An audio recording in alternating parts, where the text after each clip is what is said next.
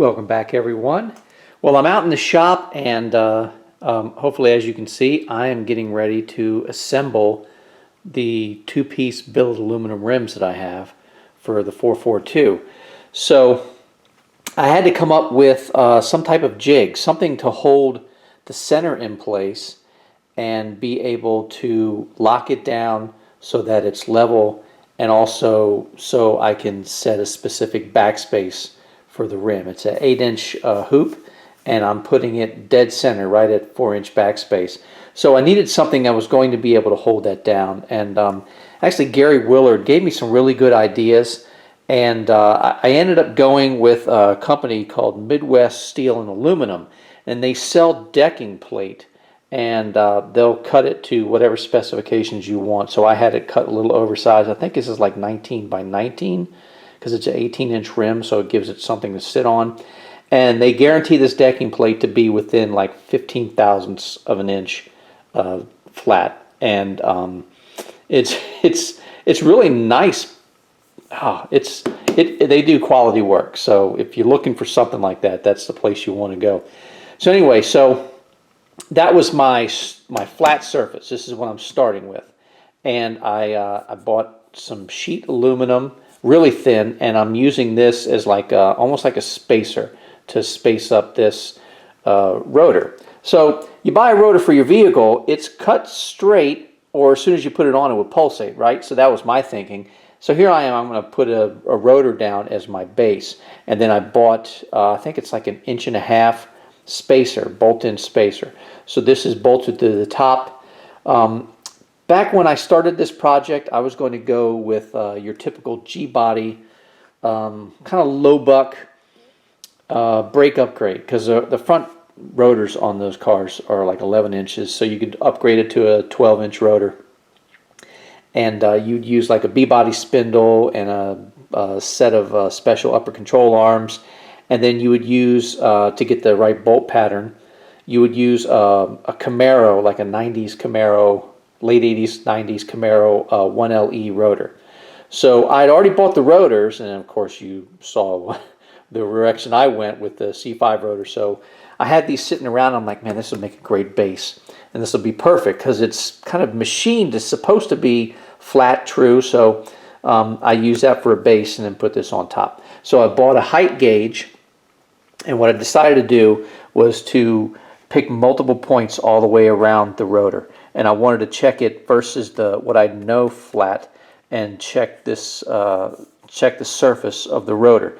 So I went from the deck plate and checked here and made measurements all the way around, and I think there was like a 3 thousandths of an inch discrepancy from like one side to the other. So then I put on the spacer, and then now I step up to here, put the height gauge on here, and then check the flatness of the top of the spacer here. And it was about the same thing, 2 thousandths to 3 thousandths of a gap. And I'm thinking, is that going to be, it's not going to be too much? I don't know. But then I did a lot of reading, a lot of looking online, and apparently your standard like bulk manufacturer, their tolerance for run out is like somewhere around 30 to 35 thousandths. So I'm at like 3 thousandths. So I think I'm going to be good. So this is what I'm going to use.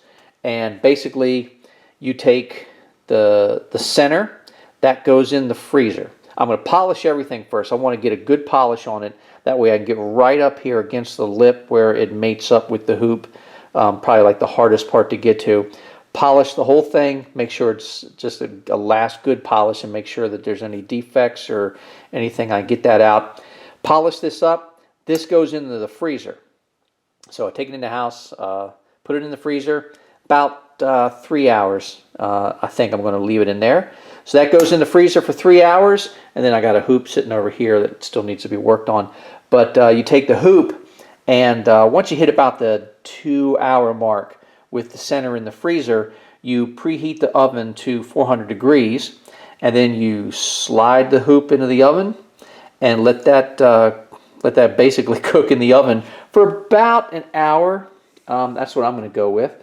So and the whole theory behind this, Gary was telling me this is like a 10,000ths of an inch interference fit. So this will actually press onto the hoop. So you freeze this so it shrinks just a little bit. And then you heat up the hoop and that expands the hoop just a little bit. So then hopefully the ideal thing is I take this, put it on here. I've got 3 lug nuts from the vehicle, so I'm going to basically bolt it down to the top of this. So now it's fixed in place, can't move. I set my backspace right where I wanted.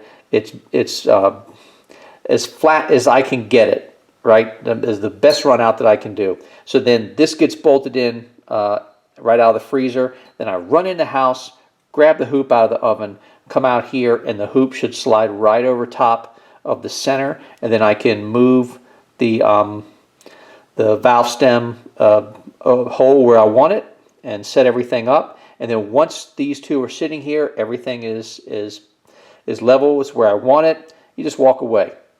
You walk away, you let the center warm up, and you let the hoop cool down, and then the hoop just basically, the two of them mate together and they squeeze like that and they lock in place.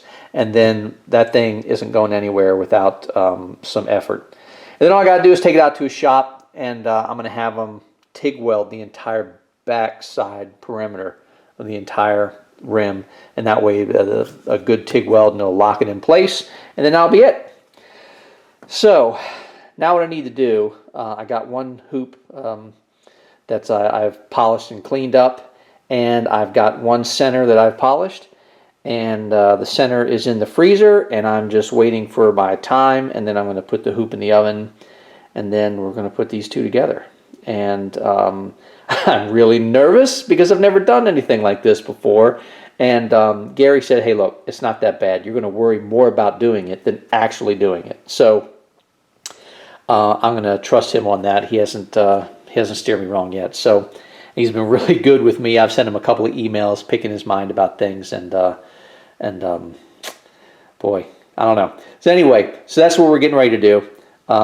When I come back, I'll be hopping in here with a frozen center, and then it'll be putting the hoop on, and then we'll see what happens. Anyway, once that's all set up, then I guess I'll be back. Okay, here we go. It's the first time, so I'm a little nervous because I don't want to screw this up. So I got to run and grab the frozen center, bolt that down, and then go grab the hoop out of the oven and put that on there, line it up, and then they cool down, press fit together, and then they're ready for TIG welding. So let me go grab the center.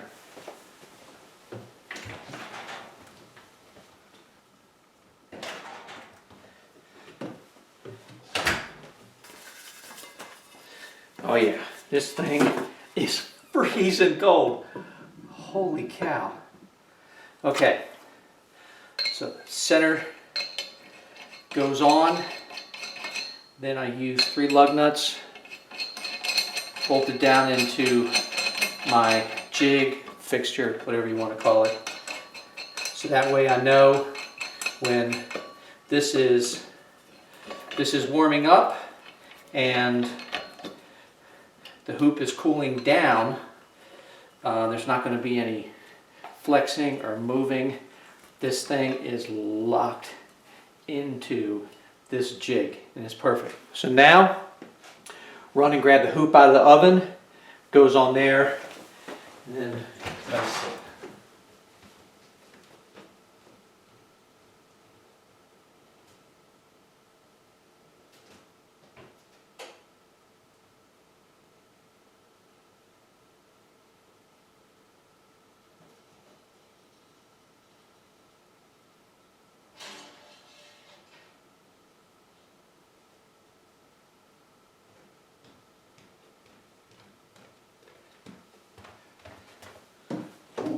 Hot stuff, hot stuff.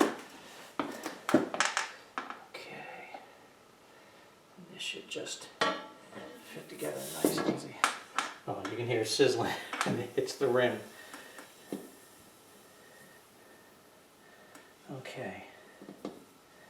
That is, want to make sure this valve stem hole is lined up right where I want it. That is it. Could it be that easy?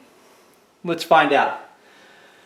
Okay, so I'm going to go enjoy a tasty beverage and let this thing sit for a couple of hours, maybe even overnight. Holy cow, this thing's hot. Okay. All right. Let's see what happens once it cools down and the press fits together. Anyway, I'll be back when this thing is all done. Okay, we're back. I did this late last night and let it sit all night to both these parts to cool down and heat up and make sure that they're together. So everything looks fine.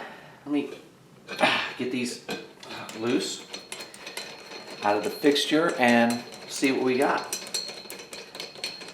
If this falls apart, you're going to see a grown man cry on YouTube.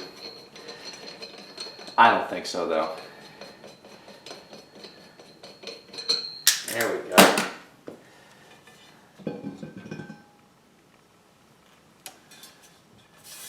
Ladies and gentlemen, there it is. One rim done, 3 to go. And then all I have to do is take it to a guy I know and then run a TIG weld all around the backside to make sure this baby doesn't go anywhere. Anyway, that's it. Billet aluminum SS3 18x8 rims. I was so lucky to get these. Great guy Gary. I think in a previous video I talked about him, but Gary tried to get this project off the ground and just could not find the right manufacturer. Somehow it just didn't work. I hope, Gary, if you're watching this, I got to tell you, this is still the single most question asked of me the whole time I've been on YouTube is, love the rims, where can I get a set? So I don't know what that translates into marketability, but that's still the #1 question I get. These are beautiful, Gary. If you're watching this, thank you so much for letting me have these. It's awesome. Anyway, so on to 3 more, and then time for welding. See you guys.